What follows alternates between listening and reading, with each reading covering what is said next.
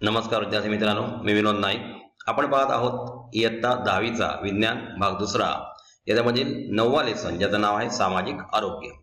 विद्यार्थी मित्रांनो, आपण पहिल्या सेशनमध्ये पाहिलं की सामाजिक आरोग्य कशा प्रकारे चांगलं राखलं जातं किंवा आजकाल सामाजिक आरोग्यावर परिणाम करणारे अनेक घटक आहेत. आपली जीवनशैली बदललेली आहे. आपली मुलं जी आहेत ती घरात एकाकी असतात. त्यांचे आई वडील व्यवसायानिमित्त किंवा नोकरीनिमित्त घराबाहेर पडत असतात आणि त्याच्यामुळे एकलकोंडेपणाचं जीवन त्यांच्या वाटेला आलेलं असतं आणि अशा वेळेला मोबाईलवर जास्तीत जास्त वेळ घालवण्याचा ते प्रयत्न करतात किंवा दूरदर्शनवरील पिक्चर किंवा इतर मालिका किंवा कार्टून्स बघण्याचा ते प्रयत्न करत असतात आणि त्याप्रमाणेच अनुकरण करत असतात. म्हणजे थोड्याफार प्रमाणात सामाजिक आरोग्याला पॅरेंट्स कारणीभूत आहेत. परंतु आपण दुसऱ्या बाजूने जर विचार केला तर आजकालची जीवनशैली खूप बदललेली आहे. आपल्याला प्रत्येकाला आपल्या घराभोवती बाईक असावी लागते किंवा आपल्या घरामध्ये टेलिव्हिजन, इंटरनेट, हातात मोबाईल असावा लागतो. तर अशा वेळेला घरातील आई वडील या दोघांनाही आपल्या पाल्याच्या चांगल्या शिक्षणासाठी किंवा त्याचं करिअर घडवण्यासाठी बाहेर पडावं लागतं, जेणेकरून त्यांना पुढे कोणत्याही प्रकारचे कोर्सेस देताना त्यांना आर्थिक प्रॉब्लेम किंवा आर्थिक विवंचना येऊ नये. तर अशा प्रकारे मुलांनी सुद्धा या गोष्टींचा विचार केला पाहिजे की सामाजिक आरोग्य हे बिघडण्यापासून कशा प्रकारे आपण रोखलं पाहिजे. आपल्या मनामध्ये येणारे वाईट विचार जे असतात ते सोडून आपण चांगल्या विचारांची कास धरली पाहिजे. आपण याच्यापूर्वीच बघितलं की व्यसनाधीनतेमुळे कशा प्रकारे आजकाल लहान वयामध्येच मुलांना नको त्या सवयी लागतात. तर ह्याच्यापासून आपण नेहमीच दूर राहिलं पाहिजे, कारण आपल्याला करिअर घडवायचं आहे, आपल्याला काहीतरी चांगलं माणूस होऊन दाखवायचं आहे, समाज सुधारण्यासाठी आपल्याला काहीतरी प्रयत्न करायचा आहे. तर अशा प्रकारे आपण आता ह्या सेशनमध्ये पाहणार आहोत की पूर्वीच्या काळी कशा प्रकारे मुलं खेळत होती आणि आजकाल मुलं कशा प्रकारे मोबाईलवर व्यस्त असतात. तर तो पार्ट आपल्याला इरेडिकेट करायचा आहे, जेणेकरून आपलं आयुष्य सुधारेल, सामाजिक आरोग्य सुद्धा सुधारलेलं असेल. इथे पहा, दुर्धर आजार म्हणजे हे क्रोनिक डिसीजेस आहेत. एड्स, टीबी, कुष्ठरोग, त्याचबरोबर मानसिक विकृती म्हणजे सायकोलॉजिकल डिफेक्ट्स जे असतात, हे दुर्धर आजार आहेत विद्यार्थी मित्रांनो. तर असे असणारे व्यक्ती तसेच वृद्ध व्यक्तींना सांभाळताना त्यांची योग्य प्रकारे न घेतलेली काळजी व त्यामुळे वाढणारी वृद्धाश्रमांची संख्या इत्यादी बाबी सुद्धा आरोग्यास घातक ठरू शकतात. विद्यार्थी मित्रांनो, लक्षात घ्या, आपल्या घरामध्ये आजी आजोबा असतील तर आपल्या नातवंडाला ते चांगल्या प्रकारे त्याची काळजी घेत असतात. आई वडील जरी काही व्यवसायानिमित्त किंवा नोकरीनिमित्त बाहेर पडत असतील तर त्यांची चांगल्या प्रकारची काळजी घेत असतात. परंतु आजकाल जे दुर्धर आजार आहेत, एड्स किंवा टीबी किंवा कुष्ठरोग किंवा मानसिक विकृती, तर अशा वृद्ध व्यक्तींना सांभाळताना आपण योग्य प्रकारे काळजी घेऊ शकत नाहीत आणि म्हणून वृद्धाश्रमांमध्ये त्यांची सोय करतो. तर अशा प्रकारे वृद्धाश्रमांमध्ये आपल्या आई वडिलांना कधी पाठवू नका आणि चांगल्या आरोग्यास जे उपयुक्त असे गोष्टी आहेत ते आपण करायला पाहिजेत.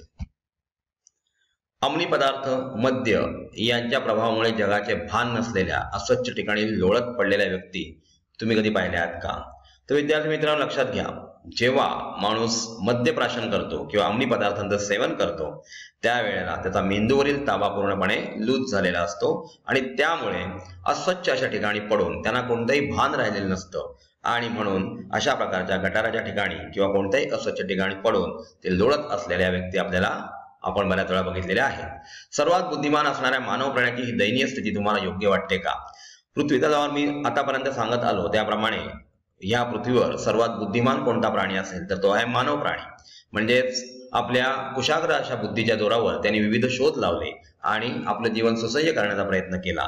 मग आपण अशा प्रकारच्या मद्य सेवनाच्या मागे का लागतो किंवा अशा गोष्टींच्या आहारी का जातो? आपण सिगरेट का ओढतो किंवा आपण नको ते तंबाखू, गुटखा अशा प्रकारचे सेवन आपल्यासारखी माणसं का करतात? कारण आपल्याला हे जीवन मिळालं आहे, ते चांगल्या प्रकारे आपल्याला व्यतीत करायचं आहे आणि म्हणून आपण बुद्धिमान असल्यामुळे अशा गोष्टींना आपण टाळलं पाहिजे. विषारी मद्य सेवनामुळे अनेकांचे मृत्यू झाल्याच्या बातम्या तुम्ही वाचल्या असतील. असे का बरे होते? आपण बघा, बऱ्याच वेळेला अशी न्यूज वाचतो किंवा न्यूज ऐकतो की विषारी दारू प्यायल्यामुळे अमुक ठिकाणी 25 माणसं दगावली. म्हणजे अशा प्रकारे जर मद्य सेवनामुळे जर पोटामध्ये विषच जात असेल तर अशा प्रकारचं मद्य सेवन करण्यात काही अर्थ नाही. अशा प्रकारच्या गोष्टींपासून आपण सदैव दूर राहिलं पाहिजे.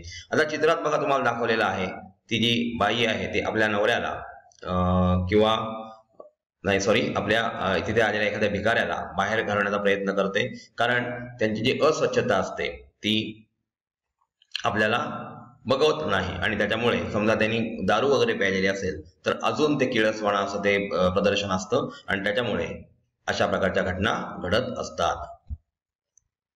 अल्कोहोलमुळे चेतासंस्था म्हणजेच जास्त करून आपला ब्रेन, मेंदू, यकृत म्हणजेच लिव्हर यांची कार्यक्षमता कमी होते. लक्षात घ्या, आपण बऱ्याच वेळा ऐकतो की अल्कोहोल म्हणजेच मद्य सेवनामुळे त्याचा लिव्हर बर्स्ट झाला. एखाद्या व्यक्तीला ज्याला कावीळ जर झालेली असेल, हेपॅटायटिस झालेला असेल आणि त्याच्यात तो दारूचं सेवन करत असेल किंवा अल्कोहोलचं सेवन करत असेल तर यामुळे यकृतावर त्याचा गंभीर परिणाम होतो.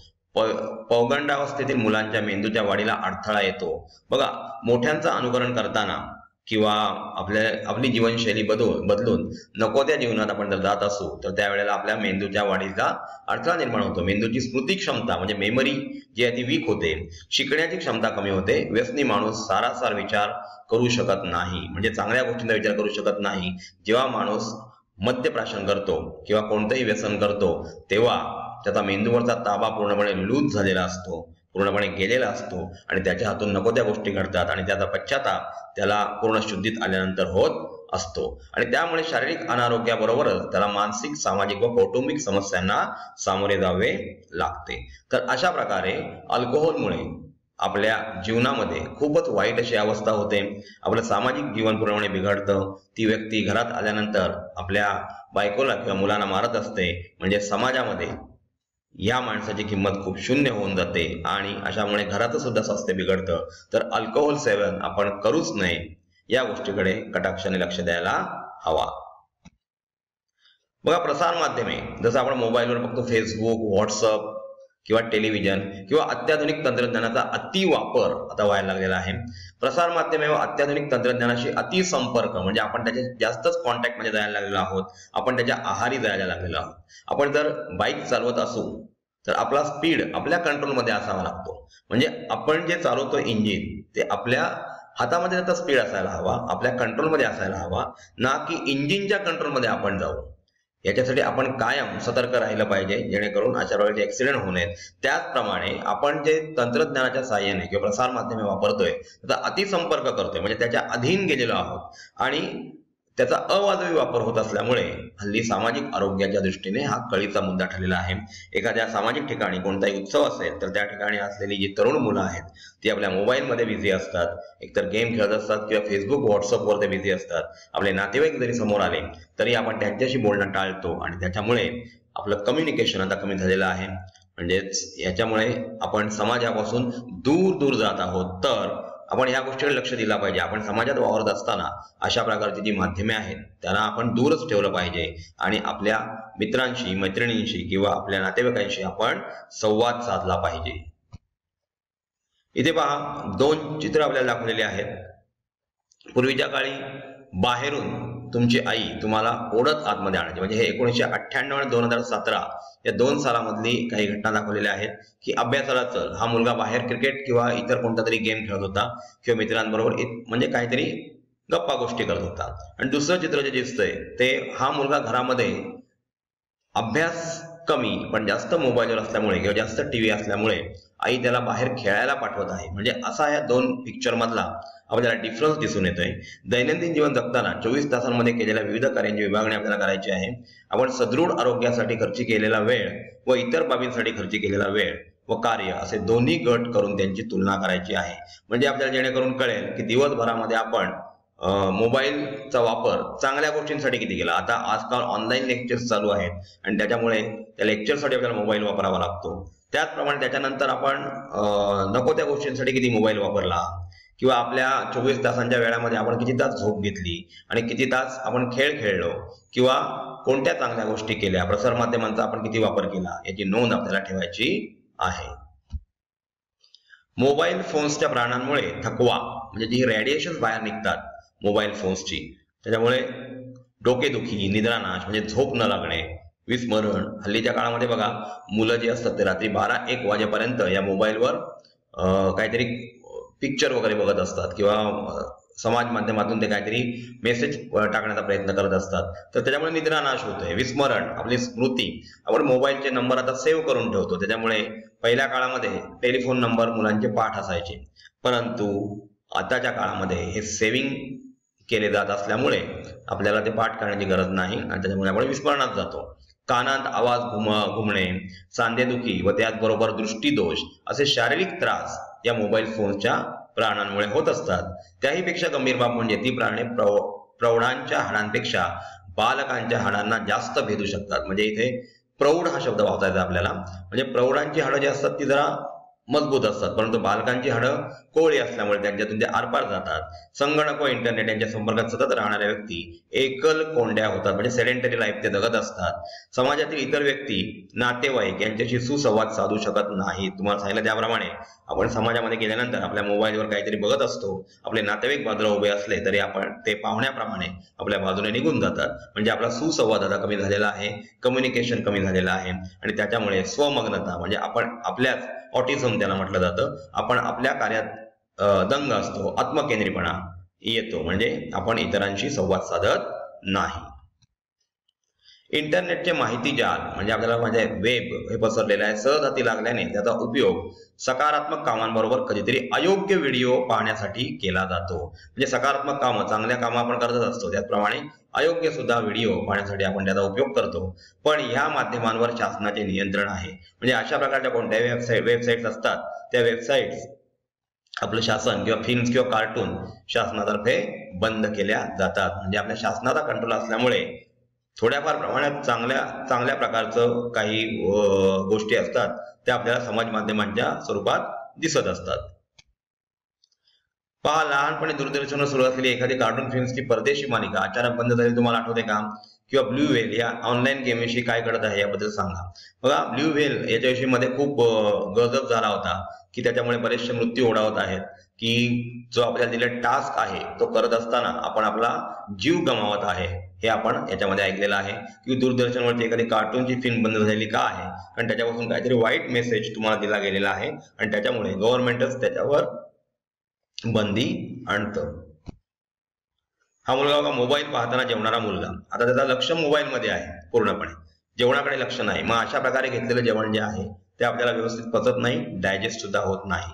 किंवा तो दुसरा बघा, दुसऱ्या याच्यामध्ये रस्त्यामध्ये सेल्फी घेतोय, पाठवून येणारी गाडी त्याला हॉर्न वाजवत आहे तरी सुद्धा तो बाजूला होत नाही. अशा प्रकारे ही दोन चित्र आपल्याला मोबाईलचा अतिवापर कसा होतो आणि त्याचे दुष्परिणाम काय आहेत ते आपल्याला दिसत आहेत.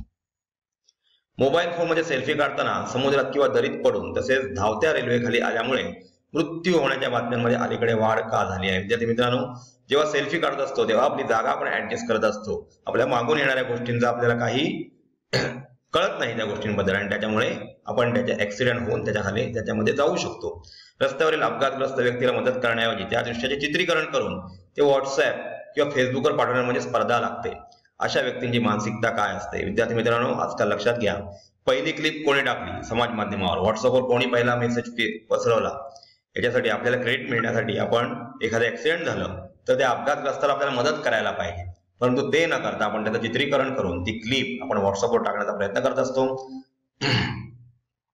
स्वतःच्या मनानुसार अभ्यास करत नाही अशा मुलांना धाकटपटशा व मारहाण करणारे पालक, लहान मुलांना मारहाण करणारे घरगुती नोकर यांच्या व्हिडिओ क्लिप समाज माध्यमांवर वारंवार का पाहायला मिळत आहेत? विद्यार्थी मित्रांनो, लक्षात घ्या, आजकालची परिस्थिती अशी आहे की समाज माध्यमांवर अशा प्रकारच्या नको असलेल्या क्लिप पसरवल्या जातात आणि त्याच्यामुळे समाजामध्ये भीती निर्माण झालेली आहे. तर विद्यार्थी मित्रांनो, आपण या सेशनमध्ये मोबाईलच्या अतिवापराने होणारे दुष्परिणाम आपण बघितलेले आहेत. याचे काही चांगले सुद्धा परिणाम आहेत, जसे की आपण आता समजा AS विद्यालयाचा ऍप बघत आहोत, तर या ऍपच्या मार्फत आपल्याला चांगल्या प्रकारचं शिक्षण मिळत आहे. परंतु आपण हे करत असताना काही वाईट गोष्टी जर मोबाईलच्या माध्यमातून करत असू तर ते आपल्यासाठी अत्यंत वाईट आहे.